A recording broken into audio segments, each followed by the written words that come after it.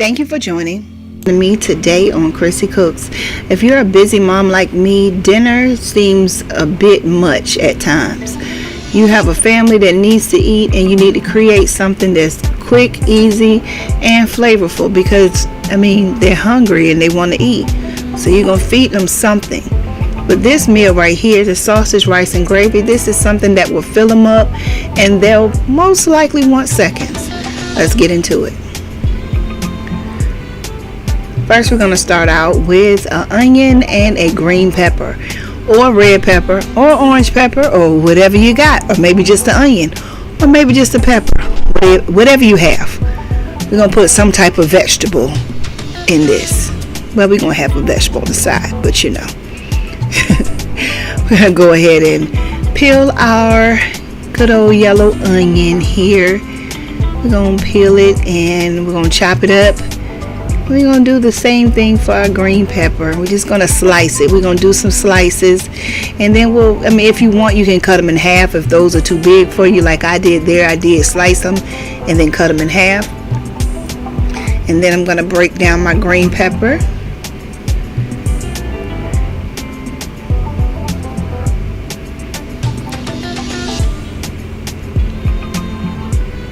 I'm going to slice that green pepper up. And I'm going to cut those slices in half too.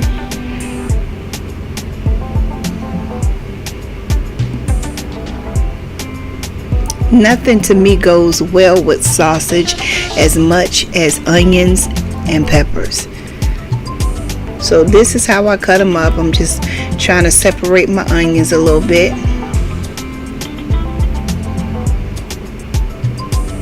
Just like that.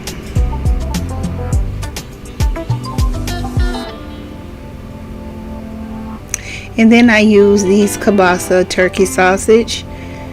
Yeah, we don't eat pork, so usually it's going to be chicken, fish, turkey, or some sort. So I went ahead and chopped those sausage up into little bite-sized pieces. Yep, and that was 2 packs of those sausages. And we have our cast iron skillet over there, and I put a little oil in there. We're going to go ahead and we're going to empty the onions, peppers, and sausage and give them a good cook. We're going to cook down mainly what we're doing is we're cooking down the onions and the peppers. The sausage, as you know, kielbasa sausage is already cooked. We're just going to warm it through so that it can release some of those flavorful juices, and we'll use those flavorful juices later in our gravy. So you go ahead and cook them down until your onions and peppers are at your desired doneness. You can go ahead and start seasoning here. I'm just gonna do the usual. You have to put your onion powder, your garlic powder, and a little bit of pepper, and if you want, I went ahead and used some all-purpose seasoning as well, just a little bit. You don't need much, especially if it has salt in it. You just need a little bit because your sausage and an ingredient that you're going to use for your gravy already has salt in it. So don't go too overboard. Go ahead and season it a little bit now, and then before you serve, make sure you taste it. Make sure it tastes the way you want it to taste. So I'm just going to go ahead and kind of mix these seasonings in while the onions and peppers and sausage is cooking. And like I said, we're going to cook it down to our desired doneness. Some people like for the onions and peppers to have a little bit of bite to them. Not me. I really want mine to be soft. Now I went ahead and cooked them down, and I went ahead and took them out. Y'all, don't talk about my spoon. I just grabbed a mixing spoon and shook a couple of tablespoons of flour. I didn't use that whole spoon, by the way. There's no way I could have used all that flour, but I shook a couple of tablespoons of flour into my grease, and I'm going to go ahead and mix that around. Make sure I'm breaking up all of those clumps.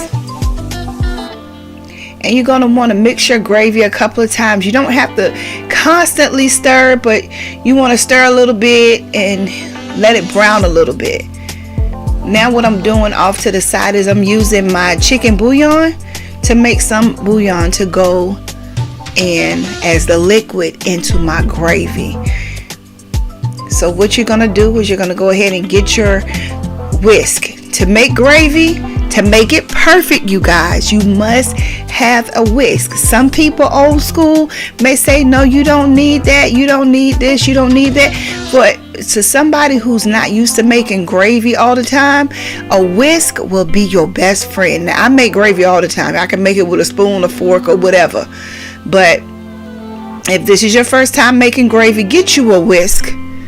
The whisk will save your life. Once your gravy gets to the color that you want it, then you're going to slowly drizzle in. Once it gets to the color that you want it, you're going to slowly drizzle in your liquid of choice. I chose chicken broth. You can definitely use beef broth, whatever you have on hand. And even if you don't have either one, you can use water. I would suggest warm water. But if you don't have either one of those, go ahead and use what you have. So I had some bouillon powder and I made me some chicken broth, and I went ahead and mixed that in. You're going to go ahead, when you drizzle it in, you're going to pour it slowly and you're going to mix vigorously. That way it doesn't tighten up on you and cause a whole lot of lumps. So you use your whisk to go around the edges. Make sure there's no flour pockets on the edge, and just go mix it. Mix it on up. And if you find that the gravy is just a little bit too thick and you use broth, use some water just to thin it. I think that was probably about 1/4 cup of water just to thin it to where I wanted it to be. And yeah, probably 1/2 cup. I think it was 1/4 cups of water to get it to the desired thickness that I want. Some people like thicker gravy. I like mine to be not too thick and not too thin. I like it to be velvety smooth. Once I mix it up and once you let it simmer for a little bit right here, it becomes velvety smooth. And then once you get your gravy all mixed up and nice, now it's time for you to put everybody in the pool.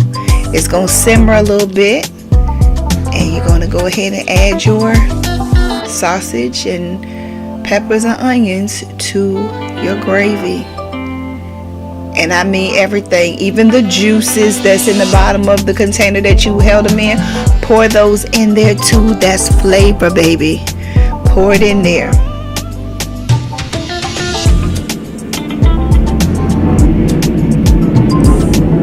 Y'all are gonna have to forgive me. I know you hear airplanes. There's nothing I can do to escape that. I live in Virginia and I'm near a military base. Not very close, but not very far, and they fly all times of night. I don't hear it on a regular basis, but of course when I'm videoing and doing voiceovers, they decide they want to work tonight, so we're gonna work together. We're gonna work together. Now at that point I had tasted my gravy and I felt like it was okay. I just added a little bit of all-purpose seasoning, not much, and I'm just cracking some black pepper in there, and that's it.